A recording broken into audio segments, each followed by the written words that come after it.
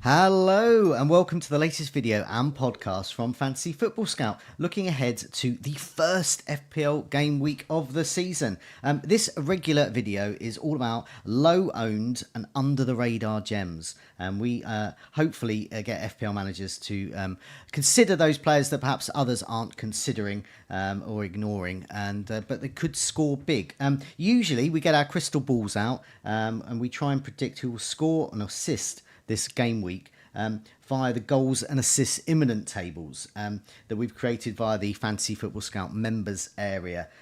So for those who don't know or new to the show, these look at a range of stats to see who's being overlooked for returns. So it's looking at who's got really, really strong underlying stats, but they're just not producing the goods over the last few matches.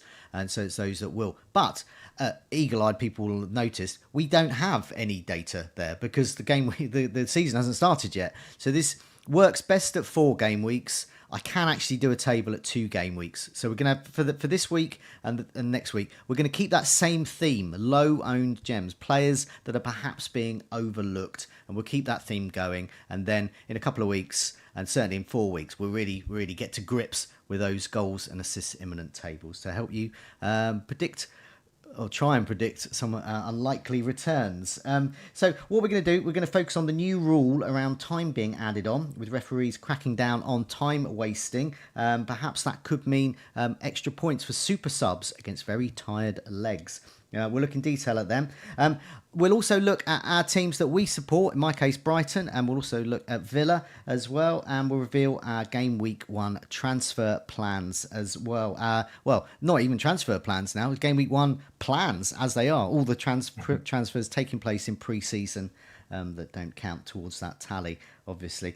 We'll also take any questions at the end, so get thinking about them for the end of the stream, and post your questions in the live chat at the end as well. My name is Joe, and joining me as ever to unearth some of those low-owned gems is Tom. Tom, welcome. How are you? Yeah, I'm really well, thanks, Joe. Busy time, isn't it? We've had the Community Shield, lots of friendlies over the weekend, and there's been a lot to take in tactically. Injuries too. Nkunku's the latest, who we're just chatting before we came on air. We think he's going to be out till December, but yeah, lots to take in. But it's a really exciting week, and it's getting close now, isn't it? So what are we, 3 days away? Definitely. As ever, please do press that like button if you like what you see, and do subscribe to Fantasy Football Scout so you can keep up to date with all our latest content, also on our videos as well. Welcome to those in the live chat. Special welcome to Gold FPL, who thought there might be some technical issues. Hopefully there aren't. But I think he just needs to sort of refresh his screen or something. We are live and have been for however long it took me to do that very lengthy spiel at the beginning. But welcome to Rodrev, Luke C, Gold FPL, Jimmy Clifford, Sahil, Norman Stanley Fletcher has escaped to see us, which is great news, and A Dawson, if I hadn't mentioned him already. Thanks so much for joining us in the live chat. Very nice comments too.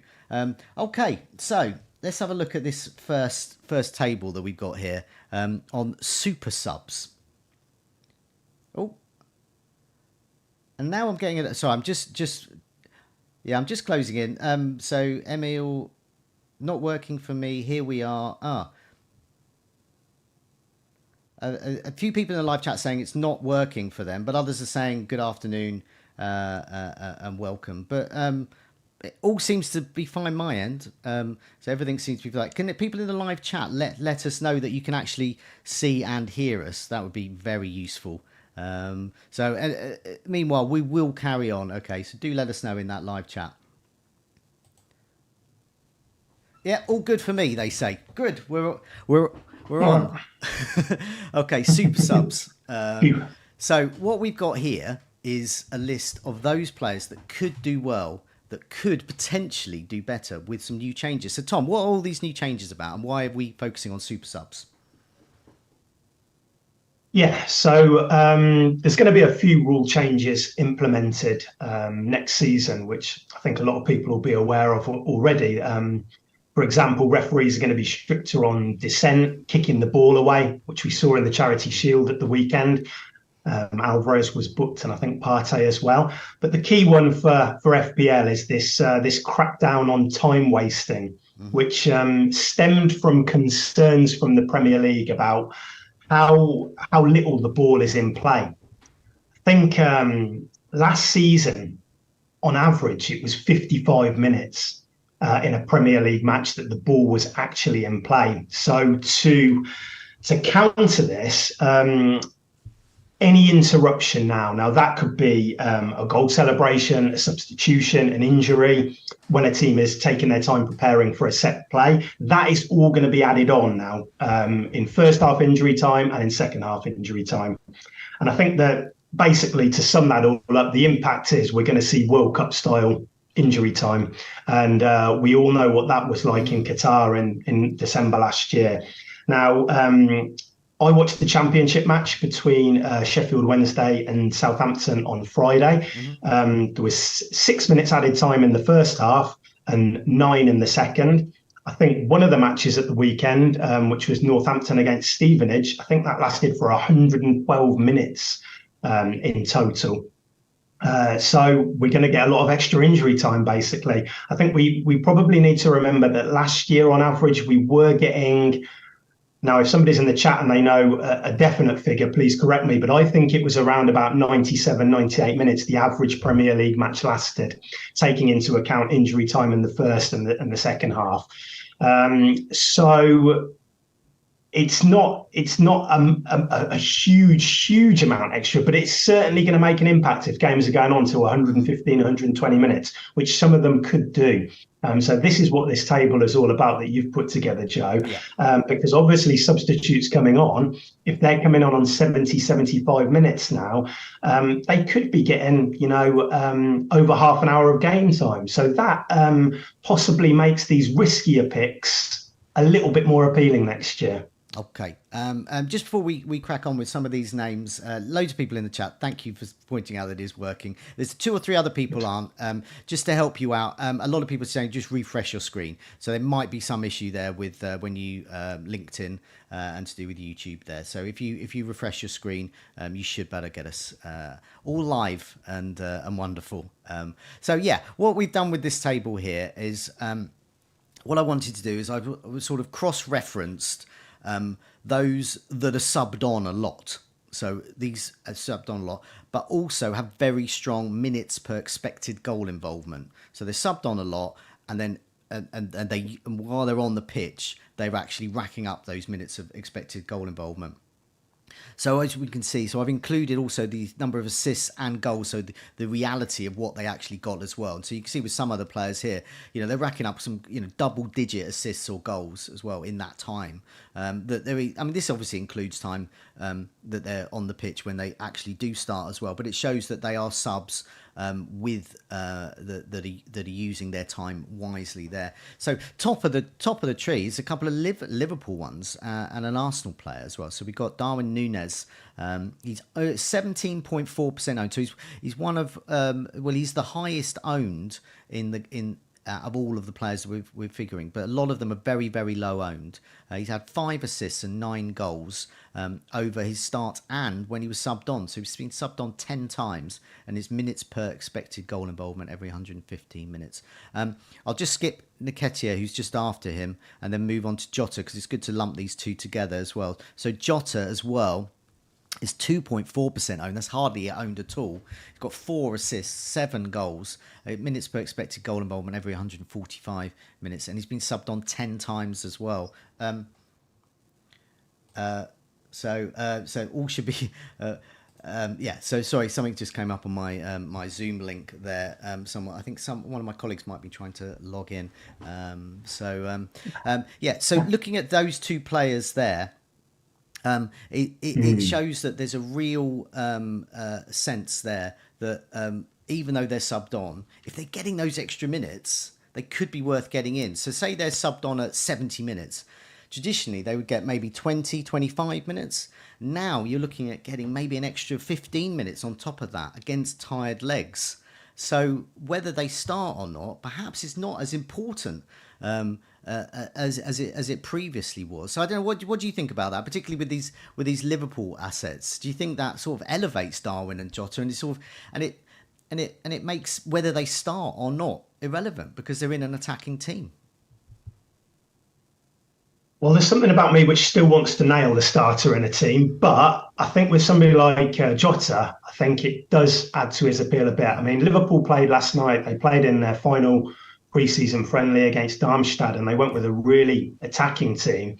Darwin was actually on the bench for that one, and he came on for 30 minutes in total. It was a really strong team, but it makes me think Jota's probably going to start at the weekend.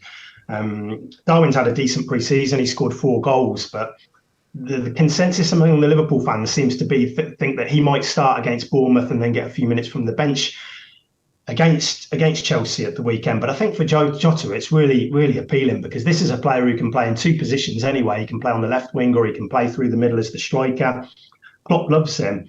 And yeah, if you're targeting him for that Bournemouth match, which we spoke about earlier, Joe, and we might just do that, worst case scenario, he's benched. Yeah. If he's coming on after 70 minutes, then I think for Jota, as long as these players are supplementing the odd bench appearance with starts as well, what we don't want to see is we don't want a player always relying on the coming on as a sub. But if they're supplementing with starts and you're still going to get a half an hour run out from them even when they're benched, then yeah, I think Jota's appeal goes up a little bit with this. Yeah, definitely. I mean, they're 2 players that I'm on, I'm considering. I think even to some extent last season, I didn't mind so much if a player didn't start, but if I thought they were going to come on and get significant minutes, maybe come on at the 60th minute even.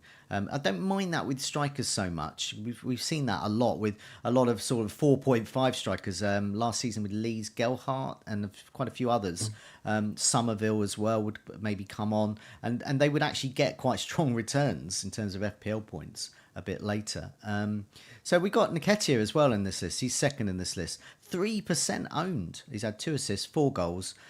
Minutes per expected goal involvement every 133.5 minutes. Been subbed on an amazing 21 times. So whilst he's starting and being subbed on, he's really using that time wisely. So once again, with him, with Arsenal, if I see, say, Trossard starting as a false 9, and we'll come to Trossard in a sec, instead of Nketiah, I'm perhaps not so worried because I know he'll come on. And with this new rule, he could get an extra 15 minutes against very tired Nottingham Forest legs. So against these sort of, I say lesser teams that are not as perhaps well prepared or well, their squads are not as good. So I'm talking about the promoted sides, teams like Nottingham Forest, who haven't had a very good pre-season at all.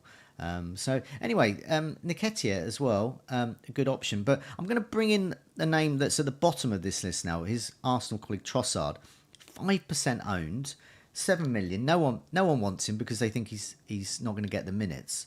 But this shows, he was subbed on 10 times. He only joined them around Christmas time. Minutes per expected goal involvement every 190 minutes, so quite significantly different from the likes of Núñez and Nketiah even. But nevertheless, he's got 13 assists and 8 goals over that time. He could play somewhere in midfield. He could play on the wing instead of Martinelli. He could play as a false 9. There's options there. And he scored in the 110th. His timing is impeccable for this section. 110th minute, wasn't it, in the Charity Shield? So it was. Arsenal, another team like Liverpool, if their attacker and you own them doesn't start, you might still get some really strong returns. Are you tempted by any of these 2 now? I've looked at Trossard a bit. I thought he would have started. I thought he was going to start in the Community Shield because he's had a really good pre-season and he's obviously come out and made an impact in that. And I think he's got to start soon. He's doing everything right at the moment. But even if he doesn't, then yeah, this substitute rule is going to help a player like him. The Arsenal midfield is a bit of a minefield right now. We've got 4 players in Saka, Odegaard, Havertz and Trossard, and they're all good options. Midfield is a hard place to find space for in FPL at the moment because there's so many good options. But Trossard, you see those numbers there, and I think some of those goals were at Brighton, but he got a lot of assists at Arsenal, often coming off the bench. this year, and he's a player which I could genuinely see, if he's getting enough minutes, could kind of get in and amongst the key picks there. So yeah, I like Trossard a lot. Great player. Yeah, I mean with Nketiah, I mean the Earl of Lemongrad in the chat is pointing out that from his memory the Nketiah's record coming off the bench has been poor. That a lot of his returns have come when he started. He doesn't think he scored any. He can't recall any that he scored off the bench. That may well be the case, and indeed, I mean it's proved here that with just 2 assists, 4 goals, but he is second to Darwin in terms of minutes per expected goal involvement. And those sub appearances may be because they're a bit later on, and Arsenal very good at managing the final minutes, the final 10 minutes, quarter of an hour of a game, and seeing the game out, not attacking too much. But then if you add on an extra 10, 20 minutes to that, perhaps Arteta and Arsenal will be looking to attack a bit more. So it's whilst we are using last season's stats, it's difficult to correlate the two, because the quality of that final 10 minutes, quarter of an hour, where Arsenal are trying to see out the game, defending, annoy the opposition, but not attack too much. That may be out the window with knowing that there's no time wasting allowed, and you're going for an extra maybe 10, 15 more minutes. So an extra 10, 15 more minutes of Nketiah, who's coming on as a late sub, could be a different picture there. It's just putting those sort of seeds there in people. Manchester United next, Garnacho, 2.3% owned. Very, very overlooked. 2 assists, 3 goals. Minutes per expected goal involvement for every 151 minutes. So he's 4th on this list. Subbed on 14 times. He always looks good when he's subbed on, doesn't he? But now with this extra rule, I've been put off before because I thought, he's only going to get 10 minutes. What's he going to do? But now he might be getting 20 minutes. 30 minutes even. So Garnacho, tempted? I think he might start at the weekend, because Højlund's been signed, but he's not ready. He's injured at the moment. And I think it's between Garnacho and Sancho probably for a place in that team. And I think Garnacho might get the nod. Again, I'll go back to the midfield is a very competitive area for FPL managers at the moment. But Garnacho's got bags of talent, and it could be a breakout season for him. And yeah, like you say, he makes an impact, and that's why he's pushing for a start at the weekend. But very good player. Yeah, definitely. So we've got some Brighton options here. Now, Brighton are in. There's similarity with Liverpool and Arsenal in particular, is they've got a wealth of talent up top, attacking wise. Liverpool, you've got Jota, Diaz, Darwin Núñez, Salah. Who else have I missed out? I missed out a crucial one. Gakpo. All of them can play in those attacking roles. So which ones start is tricky to know. But they might get more minutes as a sub here. And Brighton are similar. They've got loads of attacks. They've got Pedro signed here. Pedro doesn't even feature in this because it's only going by Premier League stats from last season, and he was of course at Watford last season. So you've got Pedro, you've got Ferguson, you've got Welbeck, all in the number 9. Pedro can also play in the number 10 role, so can Enciso. And then you've got Matoma. You've got a whole bunch of... you've got March. Rumours that Brighton are close to getting Kudos in. For kudos to that. Also, there's a whole bunch of other... really talented 15-year-olds coming up through the ranks of Brighton who can suddenly get minutes as well. So... it's really hard to predict who's going to play, but they're such a potent attack at the moment. And in Enciso, we saw, we've seen his wonder goals really. So you've got Enciso here, 7.5% owned. Ferguson a bit more, 10% owned. Enciso has scored 3 assists, 4 goals. Ferguson 2 assists, 6 goals. Enciso subbed on 13 times, Ferguson 9 times.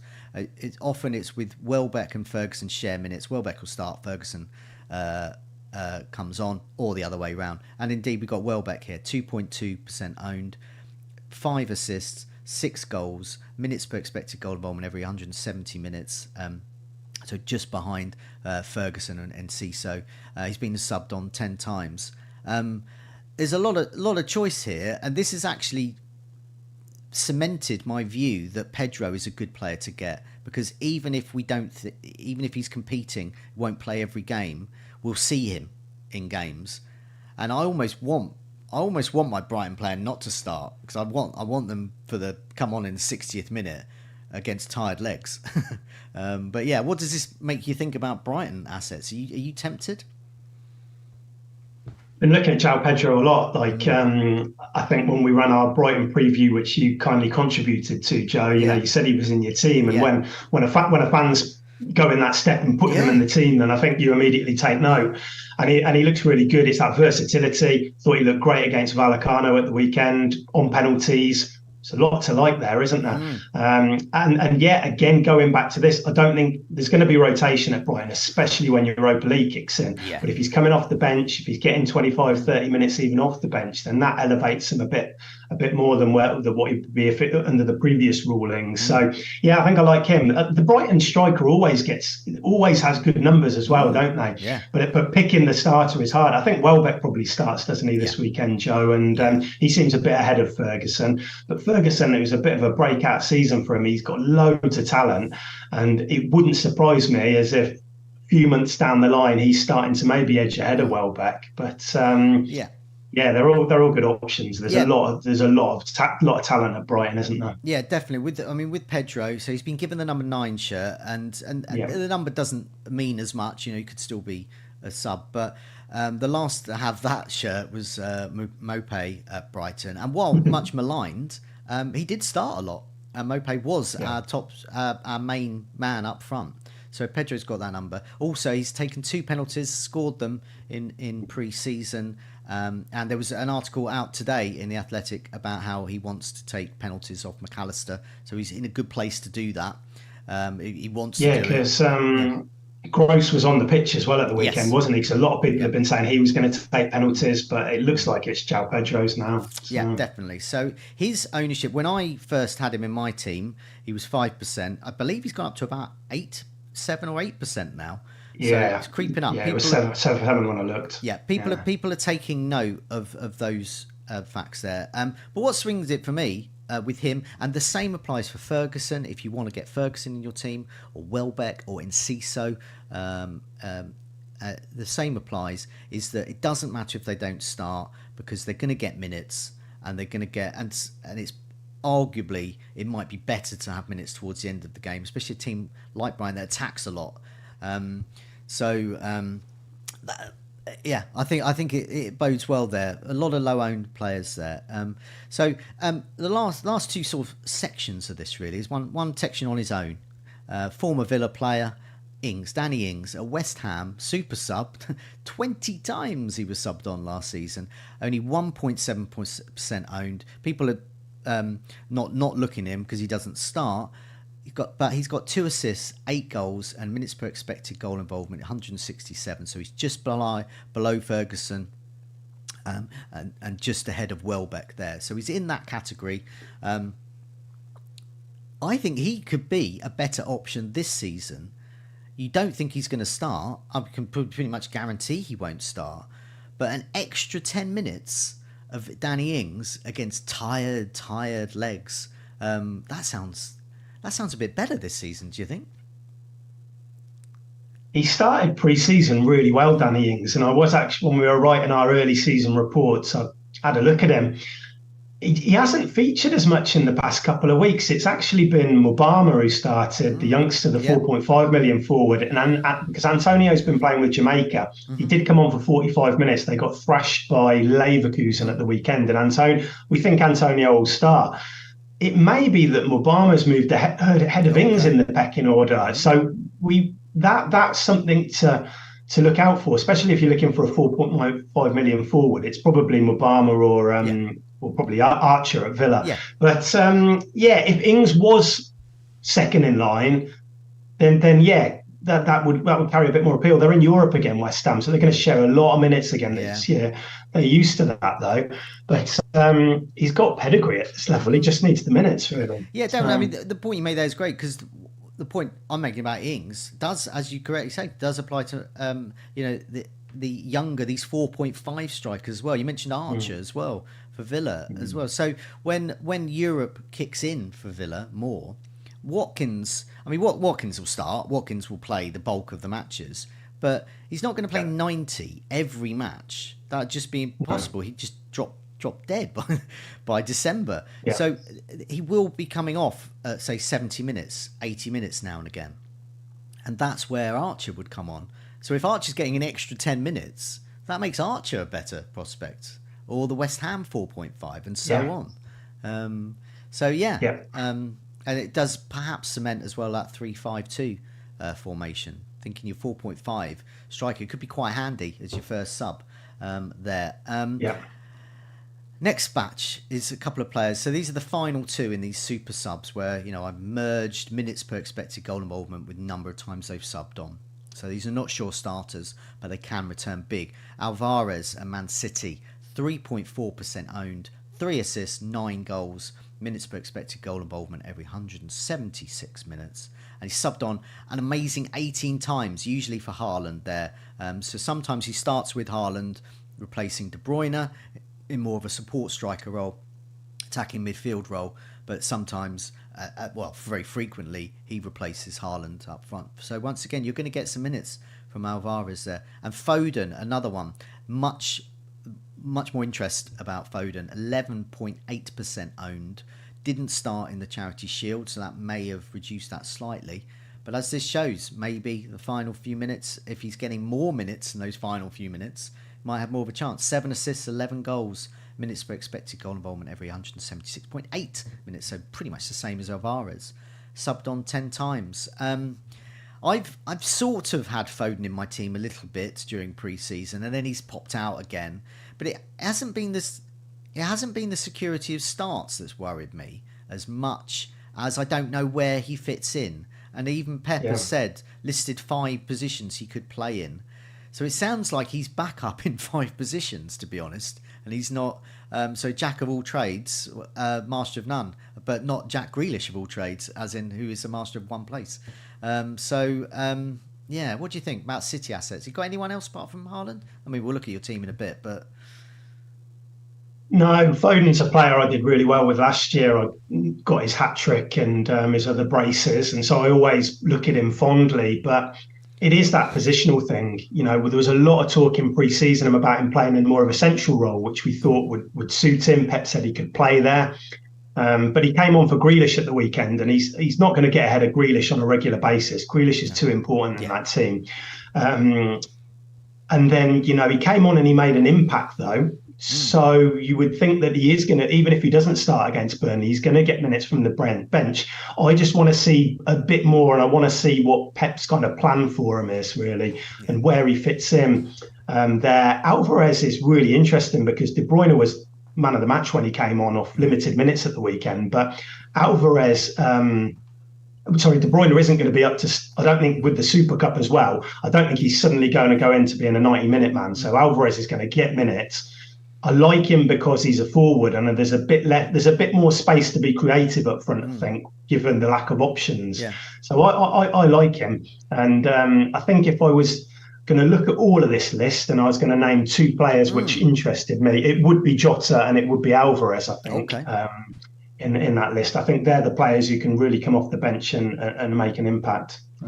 Okay, yeah, I mean, I would definitely think that as well with Jota. Out of all of those Liverpool assets, I think he's more reliable for more minutes. So he might not start, but if the game's going badly, I think I get the feeling Klopp relies on him for more minutes. Rather than like a 5-minute sub at the end, just coming on the 85th minute. I can see him coming on at the 60th minute, for example. So that's why I think that will be a definite bonus for him. And I know what you're saying about Alvarez. That is whether because he's coming on as a sub, if he's a sub for De Bruyne and Haaland. So he's got So one of them's probably going to come off around 60 minutes. So you're going to get at least half an hour of Alvarez every match. Or if he starts, you're going to get at least an hour of him. So that does elevate him, definitely, especially with this new rule. And I must admit, I hadn't considered putting him in my team, but like with all of these content, there's always something that sort of sticks with you afterwards. Alvarez in my team has started to stick with me. Well, the fixtures are great there for City, aren't they? and they're good enough where a player like Alvarez will get minutes because, like you say, Haaland and De Bruyne ain't going to play 90 minutes every single week, and he's first in line to come in for them. So he could be a decent under the radar pick. What's the ownership? 3.4% at the moment. Yeah. So it's and a lot of people are looking at that second striker spot or that third striker spot, and there isn't a definitive answer for who you put in that position at the moment. So he might pick up a bit of interest. Yeah, I mean, as we were saying about Foden, can play in a variety of positions now. So yeah, I mean, he's gonna be even more of a super sub coming on. But I just feel Alvarez will play further up the pitch when he comes on. He'll definitely be in an attacking midfield role or up front. Whereas I don't know with Foden, maybe he'll have a different role. I just don't know. And when you don't know, that's why I tend to stay away. But anyway, I think this is an interesting list. I think there's a lot of players not being considered. Some like Darwin, Ferguson, Foden are in a few teams. But a lot of them are sort of under the radar because they're not getting the minutes. But perhaps that won't matter so much. Okay, so let's move on to our teams. So your team's Villa, my team's Brighton. A lot of interest because they were so good last season, both in Europe, which is great. Yeah. You're back in Europe, former European champions, Brighton for the first ever time. So this is big for both clubs for different reasons. So what I've done is I've got a table of best Brighton and Villa assets. So I've sorted it by them. So it's whoever's best there. So I haven't differentiated. It just so happens there's a Brighton player top. So that's good. But so I've sorted it by minutes per expected goal involvement, non-penalty. So we've got a whole bunch of assets here. I guess we'll talk about each other's teams as well, but I'll definitely be quizzing you more for the Villa ones. But at top is Enciso. His best minutes per expected goal involvement out of any of these players last season. 7.5% owned. His goals, as we've said in the last table, was 4. He's actually had 7 starts, 3 assists, 13 chances created, got 57 points across the minutes he played. And then he actually got Ferguson and Welbeck once again. So this shows how attacking Brighton is and how it's really hard to pin down who's going to start. Ferguson, 65 points, 10% owned, 6 goals, 10 starts. Welbeck, 91 FPL points, 2.2% owned, 6 goals, 21 starts. So he's definitely favoured to start last season. 170 minutes per expected goal involvement, non-penalty. Created 30 chances, which is a hell of a lot, and then had 5 assists. So, but then they are competing, well, not in CISO, but Ferguson and Welbeck competing for forward place in our team against Watkins, who is a mammoth 21.9% owned. FPL points 175, that's why he's so well owned. 15 goals, 36 starts, that's a very sure starter. Minutes per expected goal involvement, just below those Brighton lads, but 177.9 minutes per expected goal involvement, non-penalty. 8 assists, 31 chances created. Great stats there, and great actual returns, and his surety of starts, getting the minutes. I mean, what are your thoughts there, really, about which ones you would go for? One of these Brighton attackers that are more attacking but might not start, and Ollie Watkins, who definitely will start and is getting returns. Yeah, I think it's got to be Watkins over the Brighton forwards. I think there's loads to like with him. He's a 90-minute man. He might be a 100-minute man next season, but he's so nailed in that team. The team is built to supply chances for him. He's had a really good pre-season. He scored 4 goals. Now we know he missed a penalty last year in Gameweek 37 at Liverpool. He scored against Walsall in pre-season from the penalty spot, but he missed the last one against Lazio. So that's got a few Villa fans questioning whether he will retain penalties going forward. I think he probably does take the next one, and he's given an opportunity in the Premier League. But just be prepared that he might lose penalties, especially if somebody like Tielemans is on the field, who has got a pretty good record from the spot. But yeah, Watkins, there's loads to like. Forwards are it's a tough position in FPL this year because you've got Haaland, who's locked, but beyond that, a lot of people were looking at Jesus injured, a lot of people were looking at Nkunku injured. Yeah. And so Watkins is suddenly seeing his ownership go up, and you can see why. I mean, the fixtures are a bit mixed for Villa at the beginning. But they do play Everton in game week 2. They play Burnley in game week 3. So, and let's be honest, Watkins, he had a great game against Newcastle earlier this year when we beat them 3-0 at our place. So I don't think it'd be surprised anybody if he scores at St James's Park on Saturday night. So I think he's a really good pick, and I can absolutely see why he's 21.9% owned. Yeah, I mean, I not in my draft. When we come to our drafts. No, not in mine.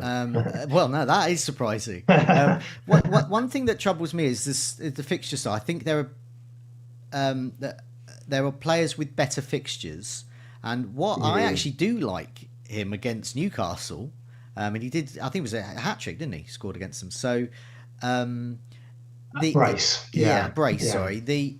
What I do worry about is those sort of tougher low block sort of boring teams like Everton and Burnley, and I wonder if he'll get the same joy there. I mean, what are your feelings really? He's the sort of player I feel is better for the bigger games than the sort of more rubbish games.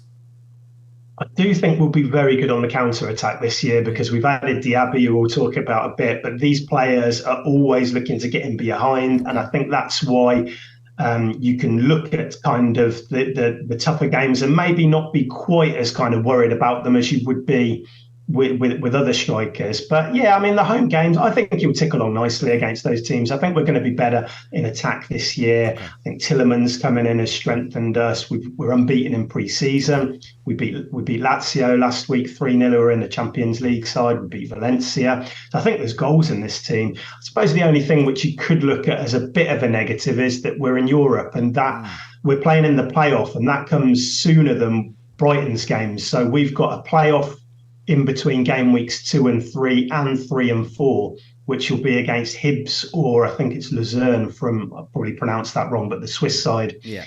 And so I've got Diaby, which we'll come on to in my team at the moment, because I'm not sure, I don't think we have to play Diaby in that Europa Conference League playoff. I think there's players like Buendia, Bailey, Coutinho who can come in for him in those games and do a very good job. With Watkins, there's no depth beyond Watkins. We've got Archer's second in line because Duran, who came in January, he wasn't really an MRA signing anyway, but he hasn't featured in pre-season at all. He's been injured. So maybe Watkins will start the first playoff game and we'll look to get the job done, and then Archer can play the second. But that would be the only thing to consider. There's not really any negatives with Watkins, but the only kind of thing which I would consider is those additional games, the additional travel, and how it might affect him potentially around that time. Yeah, I mean, Villa, I'm definitely interested in, and haven't got many of their attacking. I've occasionally had Watkins in my team, but he's come out again now. But yeah, he's a player I fear because, I mean, we look at these 15 goals, 36 starts, 20. So fifth of the game, over the fifth of the game, own him. So if any goal he gets, you don't own him. That's a little red arrow for that particular player, unless the player you got in instead can match him or beat him. So yeah, I mean, I'll mention a couple of other Villa because there's the rest of there's a lot of Brighton players here because you can see they get the attacking minutes when they come on. They these young lads they race off onto the pitch and just attack. But Villa doesn't have quite, or didn't have so many of them. But as you said, now they have got more. Diaby being one of them. So we've also got Bailey in this list and Buendia. Buendia is probably the more interesting, I would say. 1.2% owned, very low owned. 5 goals, 27 starts. Minutes per expected goal involvement every 237 minutes, and not as good as those sort of Welbecks and Watkins, but nevertheless had 3 assists, 41 chances created. He's in a more creative team, a more attacking team. Is Buendia an option, really? The Villa team is pretty settled, but there's probably 2 positions up for grabs this weekend, and they're both on the left. And Buendia, He came on against Valencia at the weekend. I think he will start, but there is competition in that position from Bailey, who's also on the list. He could play. Philogene had a good pre-season. I don't think he'll start, but he's another name to throw in there. So yeah, not quite enough security in that position. Of course, when Ramsey comes back as well, he's going to be competing down that side. That probably won't be for a few weeks, but yeah, Buendia, I think there's better options in midfield personally, especially when you take into account that fact he isn't completely nailed to start every game. No. And some of the players he'll be competing about are these final Brighton players that we're going to mention. We've got Matoma, March, Gross, and then to a lesser extent Buonanete with only 26 points, but 0.1%. So he's an ultra low owned there, and he is competing. He's probably behind perhaps even the sub of a lot of places there, but he will possibly get a few minutes. But it's Matoma, March, and Gross are probably the ones we're most interested in. Matoma especially, in a whopping 37.5% of teams. Not currently in my team, but it could be in my team. So he's hovering in and out. He's it's the same for me. Like his play. He's confusing me. I don't know which direction he's going to go. But he's had 7 goals, 24 starts, minutes per expected goal involvement, non-penalty every 178.4 minutes, just behind Ollie Watkins. 9 assists, 41 chances created, 41 chances created, and 138 points. March actually got more points than him last season, 147, 2.8% owned. He was injured for the end of the season, so people have put off. And there's a feeling, because he's not as sort of eye-catching or famous as the Japan international Matoma. Also on the right, Kudos is from Ajax, isn't it? Is rumoured to be coming in. That's quite a strong rumour now that this could actually happen, which would be amazing. But you would imagine I can't imagine he would come on to be, I mean, that's sort of his place. He could play an attacking 10, but they've also got Pedro and Ciso for that. So you would imagine he's there to compete with March. And I can't imagine he's come in to play second fiddle to Solly March. I mean, unless the magic of Solly March has reached Holland already. But nevertheless, March is there a better on paper option than Matoma. Just back from injury. He's secured some pre-season minutes. I think he'll start the season, but there's the threat of rotation, I guess, now. So you can see why his ownership's so low, can't you? Yeah, I mean, you're the best person to ask for these midfielders, Joe. But yeah, no, that's my take as well from an outsider. Obviously, not being a fan, but it's that Marsh's minutes are probably a bit more under threat. I think Matoma looked lively. Well, he always looks lively, doesn't he? But against Vallecano, some really good kind of mazy runs. You worry about his finishing, his end product a little bit, but I think he's going to tick over just fine. And the fixtures are good. He's not in my team at the moment, but he's a player that he could well sneak in before Friday. He's probably been in a draft over the past few days, so a lot of competition at 6.5. But he's a top option, isn't he? Yeah, he's a top option there. So 7 goals, 24 starts. March 7 goals matched him, 31 starts, marginally more assists, 10 assists to Matoma's 9.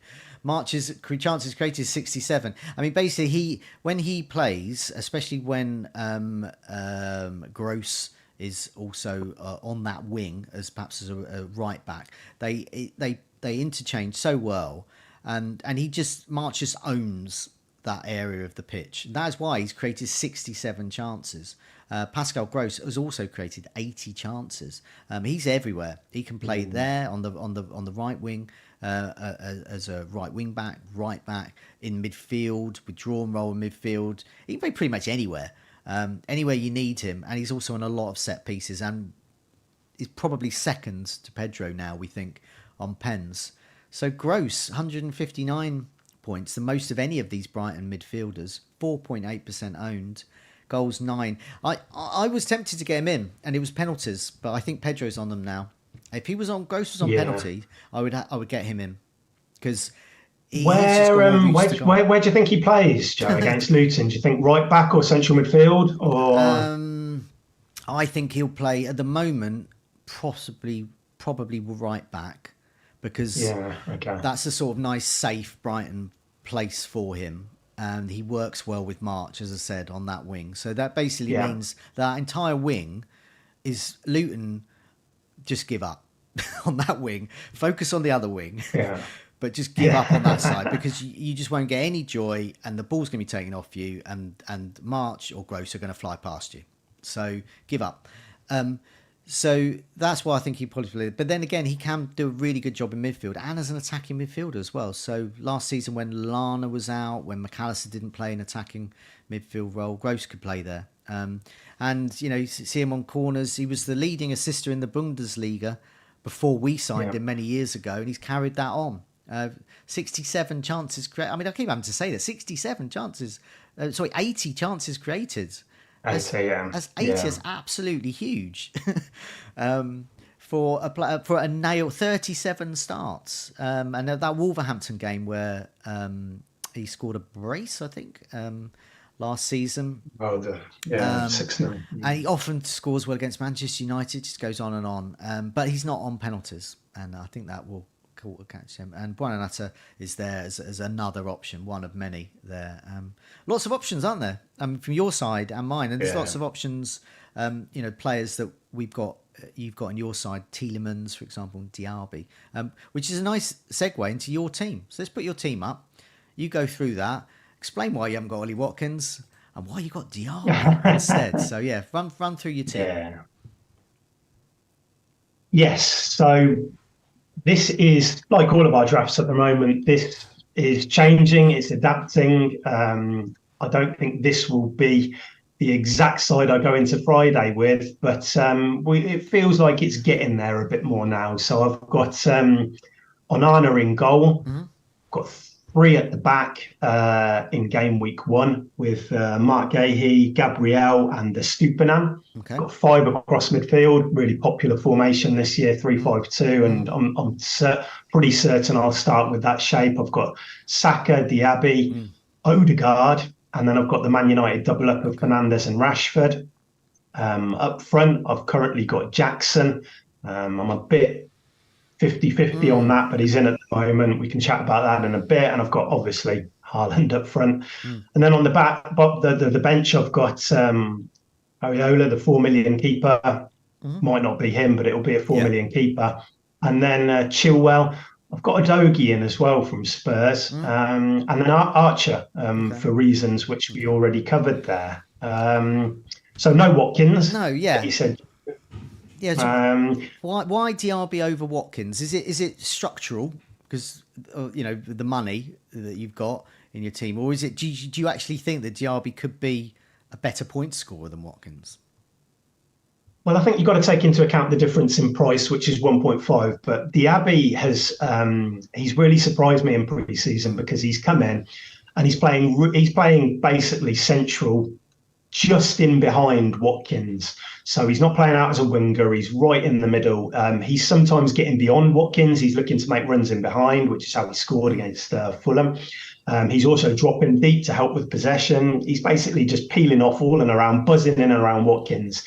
And I think he's scored a couple in pre-season. I think once he settles into this team, I think he's going to be a really serious option because he's going to be first choice.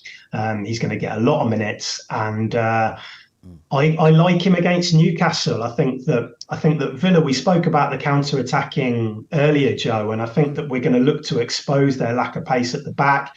It's a tactic we've used before successfully, and I think that when you look at that back line and you see Dan Burn at left back, and I think Diaby will be peeling off towards that side, Cash will be attacking down that flank, and I think you might get a bit of joy.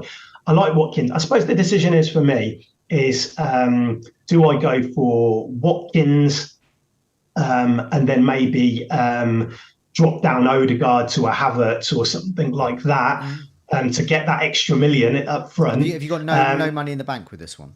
No, this is 0. Yeah, so so I could go down that route, but at the moment I've gone Jackson, and I think he's quite an interesting one because Nkunku's out, isn't he now, till December? Yes. There is they're going to sign somebody. I'm pretty sure of that before the end of the window, given what's happened to Nkunku. Probably from Brighton, to be honest. Yes, yeah. Watch out, Ferguson or or Welbeck, but or Enciso. But yeah, so they are probably going to sign anybody, but I don't think that's going to impact it straight away. Even if a new signing comes in the next couple of weeks, it's going to take a while for him to get involved in the first team.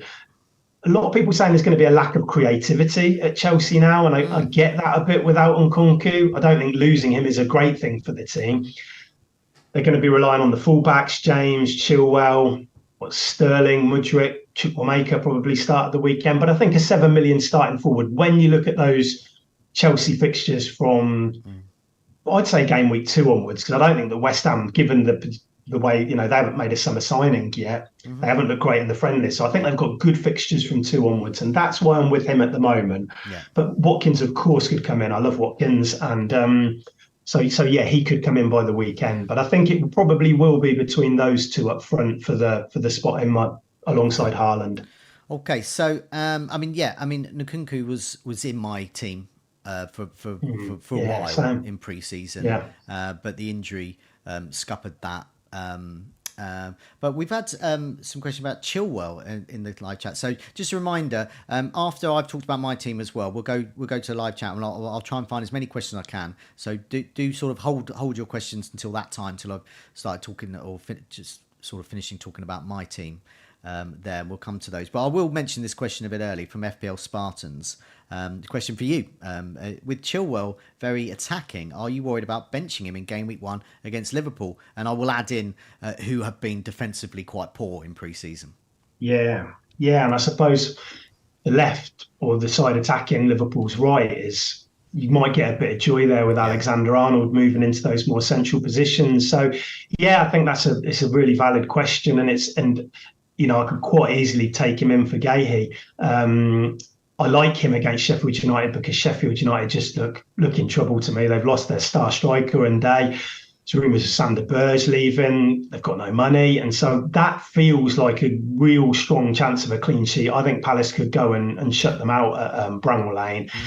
But again, it could quite easily be Chilwell. I wouldn't say I'm worried about benching Chilwell, because I'm pretty certain Liverpool will score in that match. So then Chilwell will need an attacking return. So I don't think it's going to be a double-digit haul for Chilwell against Liverpool. I'd be surprised if it was anyway. But I get, he could quite easily come in, and he looks a great pick, doesn't he? He's been taking quite a few corners, really attacking. He's getting in the box a bit as well. So I like him in my team, ready to come in, and I think he'll start.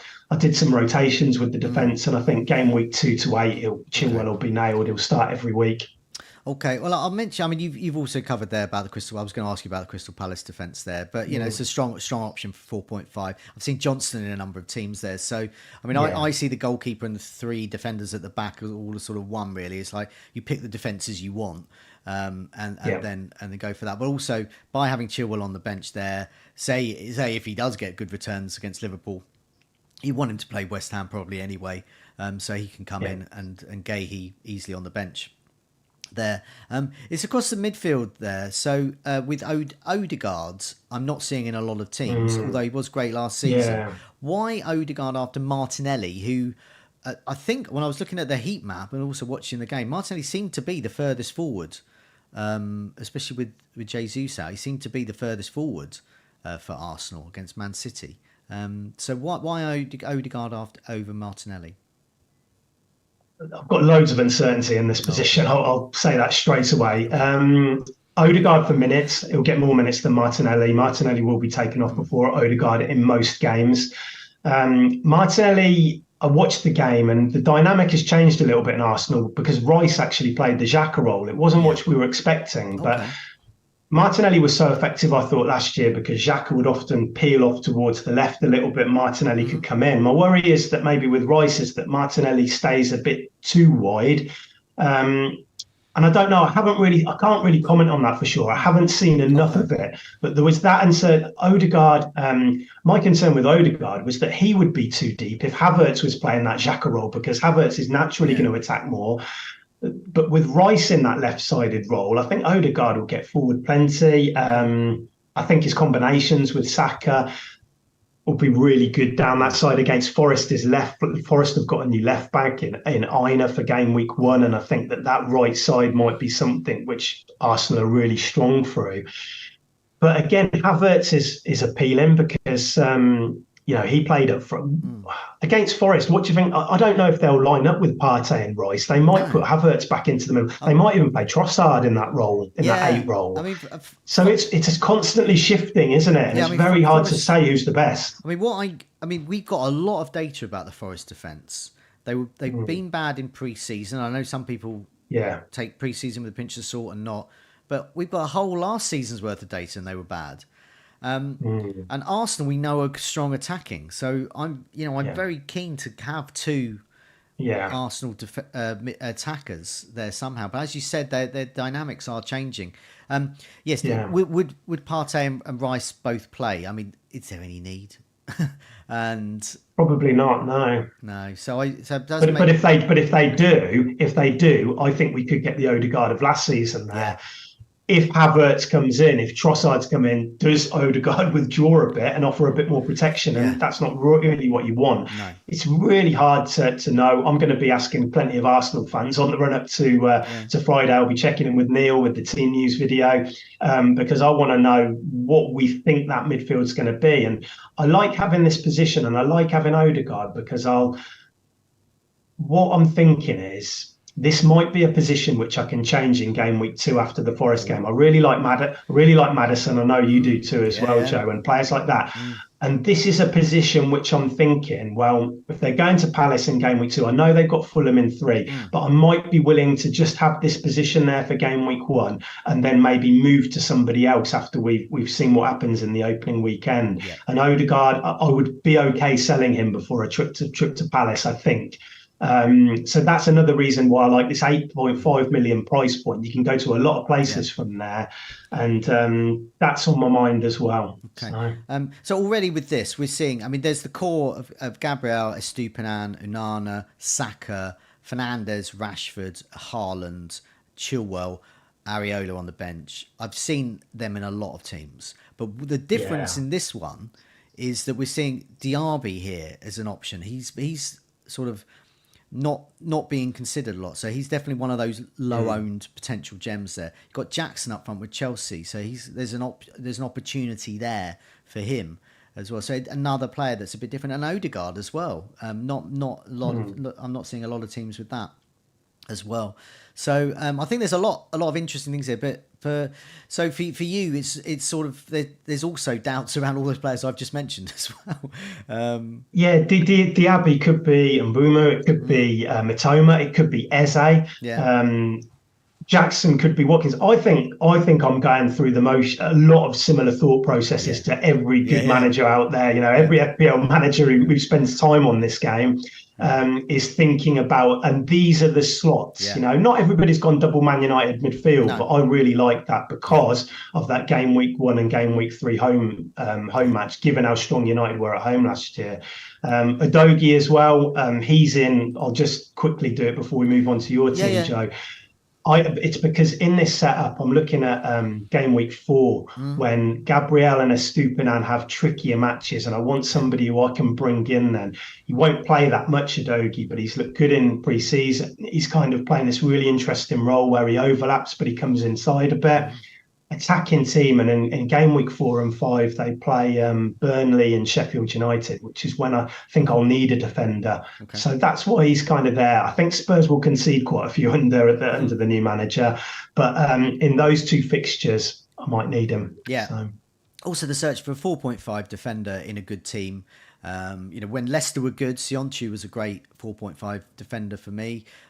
We've previously had Chelsea and indeed Arsenal defenders very cheap at 4.5. I think Ben White, for example, last season. Okay, let's have a move on to my team then. So I've got 2 teams up because I did the slides, so I can put 2 up. So this is sort of what I'm thinking at the moment, but as you can see, I've got an exclamation mark next to it saying 3 million in the bank. And I keep thinking, well, I like all these players. Why shouldn't I have 3 million in the bank? But the more and more other people are saying, and I'm thinking to myself as well, I'm thinking, I'm sure I can upgrade somewhere.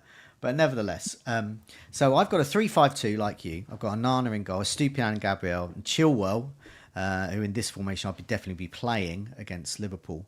And then across the midfield, this is where it's a bit different. So I do have Rashford and Fernandes. I do like their early fixtures. I've got Saka, like his fixture. I've also got Maddison, and I've got Matoma in here, and I've got Haaland and Pedro up front. And on the bench, I've got Areola. Not a strong bench, but Pinnock 4.5 for Brentford. I think he can do a great job as a first sub if needed. Obama at West Ham. And Bayer at Burnley. Everyone was talking about Bayer at Burnley. The Beckham Bayer, he scored as well in pre-season. They've got a tough opening fixture, but everyone seems to have gone off him now. Have I missed something? Why has everyone gone off Bayer? I think game week 2 maybe. The blank potentially, but I also think that people are filling up their squads with 4.5s. I don't think I'm not seeing that many 4.6. Well, I say that I am seeing a few benches with Kabor on. I think some Luton defenders I've never heard of. Maybe not so much that, but maybe Luton who also blank. But yeah, they seem to be appearing in a few more drafts. I think as long as they're nailed on, you should be okay. Got injured, and I just missed that. Not that I'm aware of. Okay, no. So I'll go back to this team. So I've got that 3-5-2. All the players have just mentioned there. So the few talking points there are. See, I'm going to sketch over the likes of Saka, Fernandes, Rashford, Haaland. We know why they're in teams. Maddison, I've gone for. The big sell there was when I saw Harry Kane pop in his 4th goal, and in an attacking Spurs side, and they've got their possession stats have increased. They've got new creativity. Maddison is on set pieces. We know how creative he can be, and goal scoring form he can be. And so I'm looking at Maddison, and I just want a piece of that Spurs attack.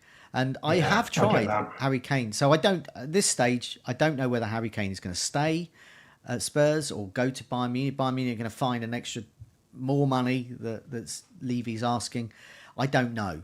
But if he does stay, I would love to have Harry Kane. But having Haaland and a 12.5 is tricky. It's doable. As you can see, I've got 3 million in the bank. It's very doable. But you have to cut some costs. So I couldn't have a Nana. I would have to go down to, say, a Pickford or a Johnston. I possibly couldn't have Chilwell. I possibly couldn't have Fernandes. Maybe I would have to look at a Trossard or a Havertz instead of, say, a Martinelli type, or those other midfielders I mentioned. So I've tried that. But I like Maddison. Yeah. And he's going to stay. He was in one of my original drafts at the beginning of pre-season, which I went back to. And I was thinking, what have I got? What am I still happy with? And I'm still happy with Maddison. Matoma. Yeah, I get that. So Matoma could be for the chop, because I really like Pedro. I think he's going to start. Yeah. He's playing further forwards. He's possibly on penalties. He's 5.5. You can do a lot with that. And so it's really Matoma, and Pedro I think is cemented in my team now. I did have Watkins there, and as you can see with 5.5 I can use that 3 million to get Watkins, no problem, and have 5.5 in the bank. So with this particular setup I can just do that. Now before I move on to the team that I'm probably going to be leaning towards, just finally, should I move Pedro to Watkins? I think for game week 1, I think if you were to go in with that team, I think it gives you loads of I think Pedro game week 1 against Luton is a good fixture, and then you've got that flexibility to move to Watkins. I mean, nobody likes booking in transfers because there's a lot of uncertainty, but you can do that in game week 2 to then get on board with the Everton home fixture for Villa. So I like the draft. I love the Maddison pick. I mean, I watched the game against Shakhtar at the weekend, and immediately you go straight to your phone and you're like, how can I get Maddison into this team? Because But it was that good a performance, and I know it was. I think they've racked up 100 shots across there. Take a bit of time, but they're instantly going to be playing on the front. This is a different Spurs team, and they might lose a few games, but I think even if they lose a few games, they're going to score a few goals in them. So I like it. And Kulusevski as well was brilliant in that game. They're playing, they play Barcelona tonight, Spurs, so it's another chance to have a look at them before you have to make your final decisions. Son as well. I think that Son might be difficult to get in when you've got Maddison and if Kulusevski is playing well as well. But it's really, Spurs are an interesting side. So I like the draft. And so if Kane goes, then Richarlison will be, you would assume, the centre forward. And then he's 7 million. So he would just go in for, I wouldn't have Maddison and Richarlison, but I'd probably possibly have one of them. There would be a choice I'd make, but I can make that choice. There. Just before we move on to the team I'm probably going to go for, see how I've used that 3 million. Do put your questions in the live chat. All those in the live chat. Che, FPL Spartans, D, Annie Dawson, Gerard, Ali, Dave, many more.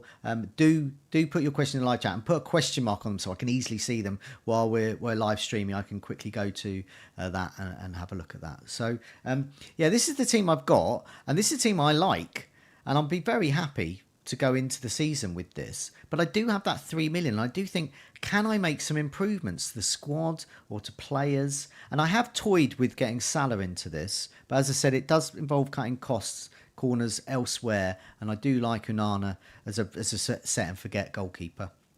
So this is the team that I'll probably go with, and I think I've got it at the moment mainly because I constructed it for this for this video. But this has got 0.5 in the bank.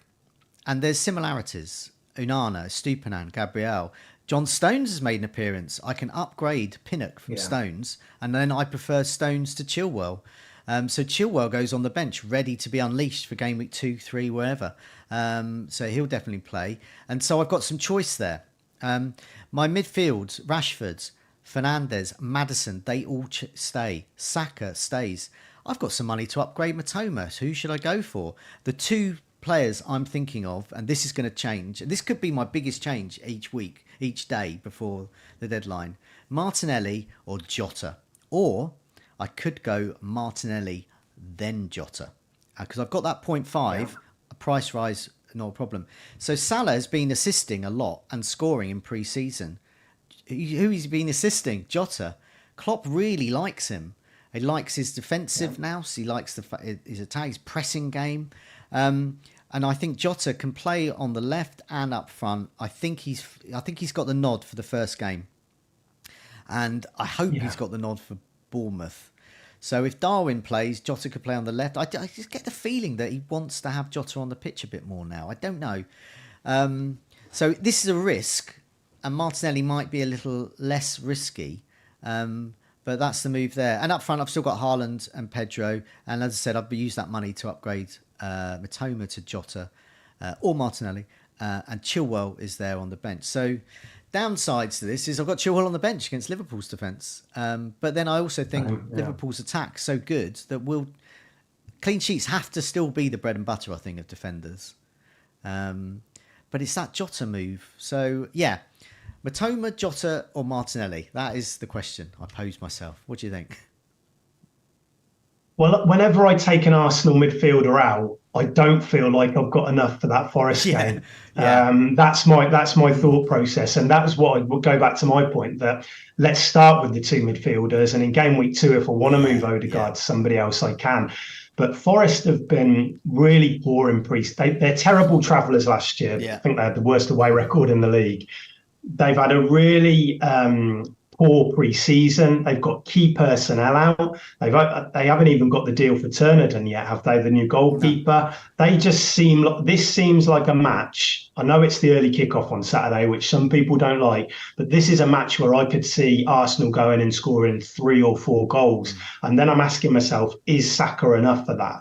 And I think I'd need that second one, and it gives me a bit more time to make a decision with that. That's my thought process, but I get the appeal with Jota too because he's appealing. Well, I agree with you, and I think what I'll probably do is I'll have Martinelli there for game week 1, and then Arsenal are away next game against Palace. Palace are quite good defensively, and Arsenal were better at home last season. And then I've got the option to move to Jota. And one of the reasons I'm happy to do that is because at the beginning of the pre-season, I had game week 3 earmarked, save a transfer game week 2, game week 3, Chelsea's fixtures improve, Spurs improve, you can hop onto them. But I've already got a Spurs asset. I've already got Chilwell there. And Nkunku was the other player I wanted to go for, and he's out till December. So I'm not desperate to get another Chelsea attacker because I don't know which one's going to be any good. And I'm not sure even if I will know in game week 3. So I'm quite happy to spend a transfer. I'm not. So it's a situation where I'm not locking in a transfer. I'm giving myself the opportunity in game week 2 to use a transfer if I want, which sounds exactly the way you're coming at it as well. Yeah, I think some people, it's like a rule of don't book in transfers, but we have got transfers to use. So why not? Why not have a rough idea? It's not the end of the world if there's the problem in our team and we have to keep the Arsenal player for game week 2. I'm not going to be crying about having to play Odegaard at Palace, but there is that option there. And some of the squads I'm seeing in the community at the moment, their players have got good fixtures for so long. You're not going to want to take certain people out because of that. And Arsenal have got that good fixture in 3, but then they've got a tough one in 4. They've got a tough one in 6. So that's the kind of position where it might give me a bit. If I have to hold Odegaard, fine. But if I don't, I can lose him for that Palace game. We've already said this season. I mean, we both gone for 5-man midfield. Virtually all drafts I'm seeing have a 5-man midfield. I did have a 3-4-3 briefly. When when Jesus was available. And so I could have Jesus, Pedro and Haaland. But now that extra Arsenal attacker can't get in attack, really. So with just 5 in midfield, we've already mentioned there's probably 7 or 8 players we want first couple of game weeks. And by using your transfers, which we do have, to swap around, not book it in, but give you the option to do that. So having the option to get Jota in or Diaz and tap into that Liverpool attack against Bournemouth could be really good, I think. A lot of people will say Salah. So I'm expecting some questions about Salah. But I mean, I have tried. It cuts too many corners for me. And I did a video about price points that came out earlier today. And that I did say that is one of the probably the big decision everyone's going to make is the Salah price point is on his own. You either use a lot of money there, or you go for Salah, or you take that out and spread it around because there's none of those 10. We've got De Bruyne at 10.5, but he might not play. And then you go down to the 8.5s. You've got Rashford at 9. So you've hardly got any players between the sort of 8.5 and Salah. So, it's so much money as well. I like, we all love to have Salah in our team. But you're relying on Salah to do some serious damage in game week 2 against Bournemouth to make it work, because the rest of your squad, you do have to trim it in certain places. So there's a hell of a lot riding on that game week 2 fixture when you're going to captain Salah as well. If you've got him, you're going to captain in game week 2 when everybody else has got Haaland against Newcastle. So there's a lot. If you're going in with him, that is a big, big game. And I suppose the thing is with Liverpool now is you look at the system they played last night, and it had Salah in there, but it also had Gakpo, it had Jota, it had Luis Diaz in there, and there are other players that can get the goals in that team. It isn't a team where it used to be Firmino up front and it's just Salah and Mane. There's more route, there's more goal. Salah's going to do absolutely fine, I'm sure, but it's just there's a few question marks with me for it, which is why I'm not going to start him given the impact it has on the rest of my team. And I may look a fool and I may be scrambling around to get him in game week 3 or 4, but that's the way I feel most comfortable not having him at the moment. So I mean, I like the Liverpool's fixture against Bournemouth, but I don't really like a lot of the others. So I can't see myself. I think with me with Salah, because I did go without him for a period of last season. You had Kane, didn't you? But I had Kane instead, and I prefer Kane. Yeah, and he was matching him. Kane. And Kane is the one I want to get in. It's not really Salah, because I think with Salah you can tap into that, and that's why I'm gone for Maddison. I mean, it's the best I can do. It's that dreaded coverage word, but it's the best I can do. because Kane's so I expensive. think, I mean, a lot of people are building Kane drafts now, but there is still that bit of uncertainty Yeah, where it could be a great differential to start the season. But again, if that then suddenly the yeah, Bayern Munich move is suddenly on next week and a bid comes in for him, which is acceptable, then you probably need in two transfers to do something in your team yeah, yeah. to remove the money from him and put it into Yeah, because midfield or you whatever. cut But those corners. yeah, I think he'll probably stay. Judging by what we've known Yeah, so far, it looks probably like maybe 60-40 will stay, but there is that uncertainty. yeah. That's what I don't like. I think Spurs will bet they can persuade him to get a long term contract next season, during the season, and that he won't leave for free. But then there is Yeah, the risk. But that's what That's what football owners, gamblers do. They make bets all the time in their yeah, heads about these situations. yeah. And he may indeed go for free, in which case they've turned down 100 million. Um, Yes. Okay, so let's have a look at some of these questions then. We're going to wrap up with some of these questions. So we've gone on for quite a long time. Thank you for the 457 people that have joined us in the live chat. Only 86 likes, so do up the likes. Do remember to just press that like button and do subscribe. Remember to subscribe to our channel to not to miss out on any the content we've got all week as well. So I'll go down the list and I'll get to any question marks I can.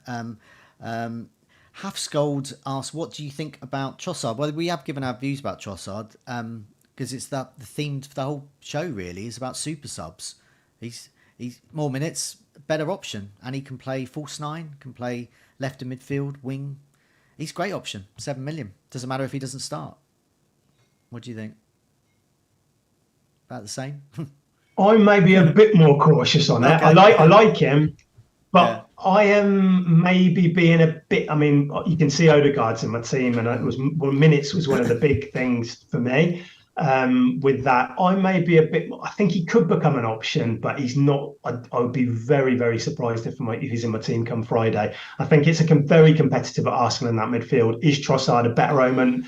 Judging by what we know now, is he a better option than Martinelli, Odegaard, Saka, even Havertz? Possibly not. Okay. Well, here's a good question for you.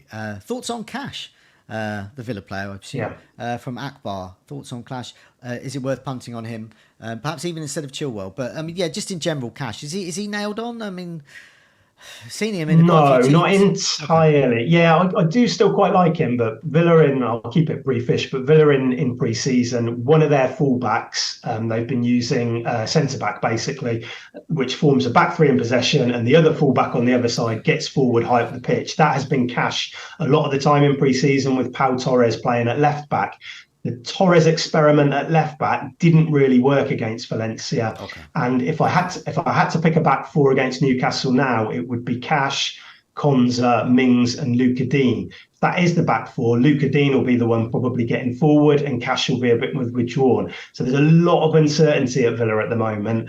I think Cash is okay. But there is a bit of risk attached with it as well, and he might not be quite as advanced in that Newcastle game as what we've seen in pre-season. This is a good strategy from Nick in the live chat. Salah and Anderson for game weeks 1 and 2. Anderson being the 4.5 attacking Newcastle player, who could come on and get more minutes, super sub. And then roll transfer game week 2, and then in game week 3 move to whoever he wants. He could get Fernandes and Martinelli, for example, or Maddison. So he can get two really good strikers, yet still tap into Salah against Chelsea and Salah against Bournemouth. That's actually, do you know what? That sounds quite good, doesn't it?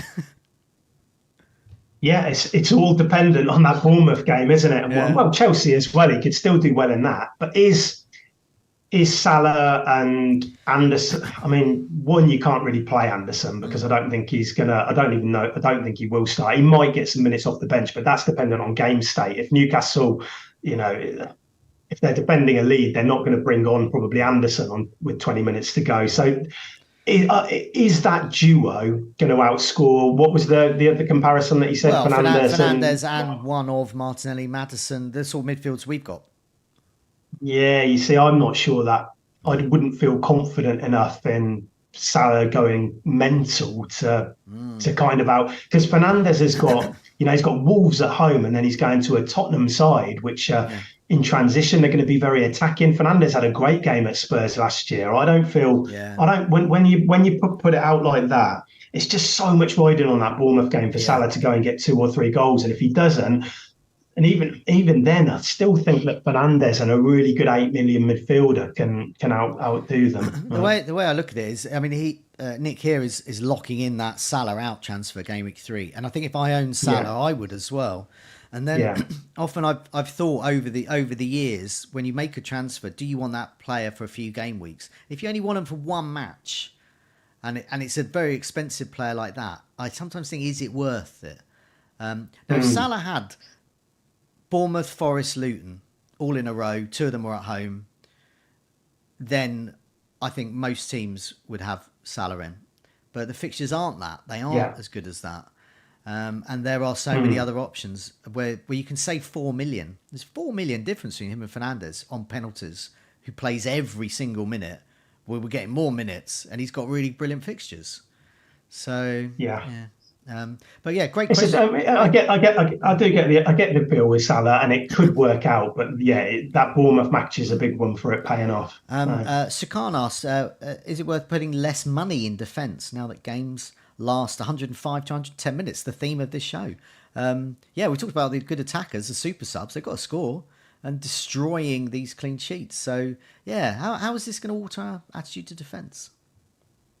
It's a really tricky one, isn't it? But I still think that at this stage we've got to trust the best defences, which is your Man Cities, your Arsenals. Yes, there's additional time to be played, but you're not suddenly going to go to a bunch of 4.5s. And I mean, we spoke about it before we came on air, Joe, that somebody like Stones, he's probably more likely to come off for Man City.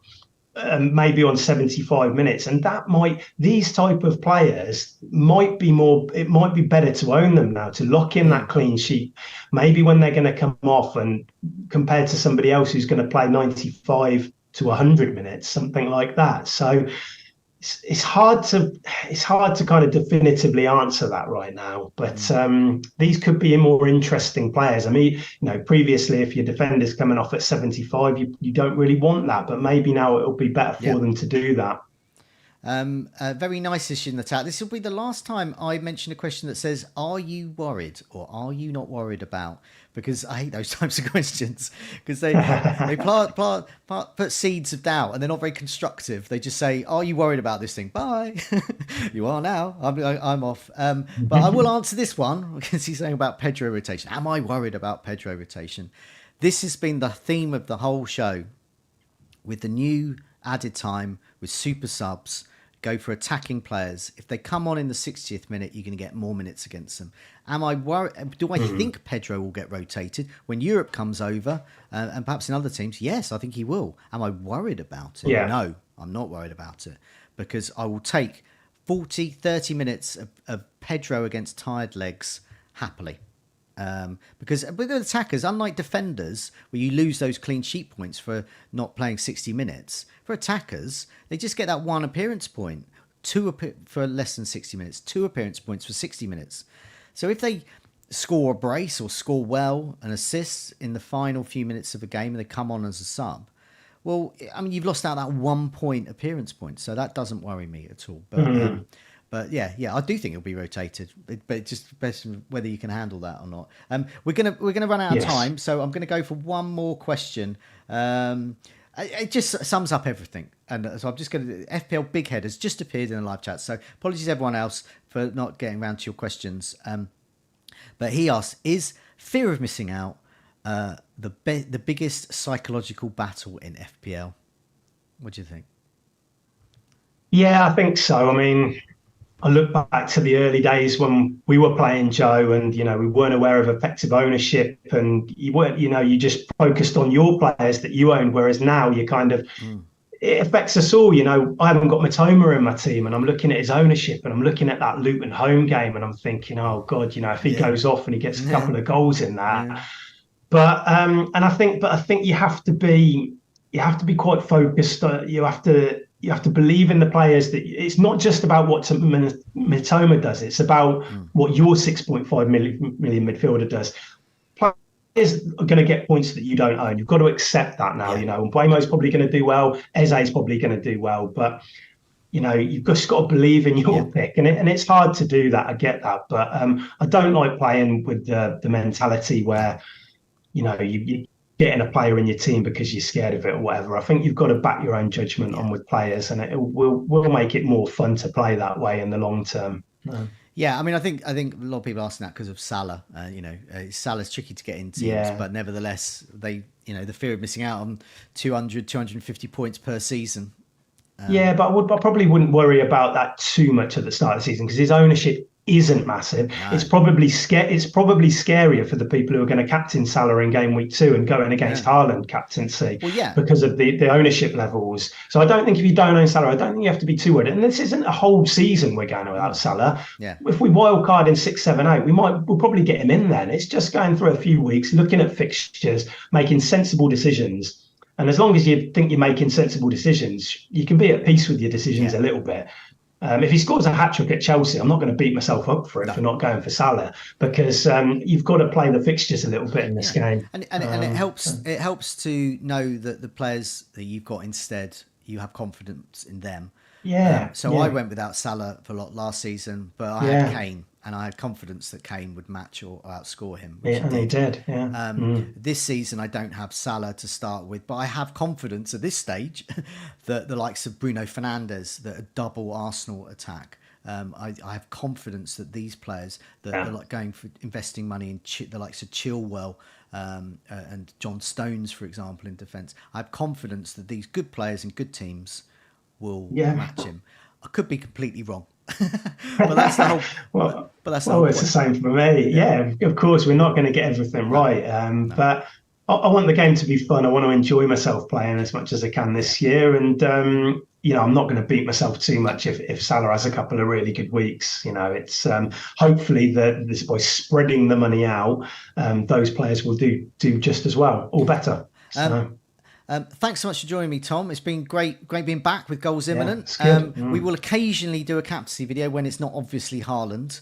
But Goals Imminent will be the staple. We'll get the Goals Imminent table up and running after a couple of game weeks, but best after 4 game weeks. But we will keep that motif of low-owned gems. Thanks for everyone in the live chat. Adonis, Delia, Norman, FPL Big Head with that great end question, and all the others. Thanks for joining us. It's been good to see you all again. Lots more content coming up on site. Lots of articles which you're writing. Lots of tools and gadgets in the members area to look at there, and also lots of video and podcast content. I'm back tomorrow with a couple on looking at pre-season and biggest FPL mistakes. So let's see. Let's see what of the many FPL mistakes I've made over the years. Not starting with Salah. Not starting with Salah. It's not one of those mistakes, but it will be when I do the same video next season. Ignoring Salah. Great to see you again, Tom. Great, everyone. See you soon. Good luck in game week 1. See you soon. Yeah. Thanks, Joe.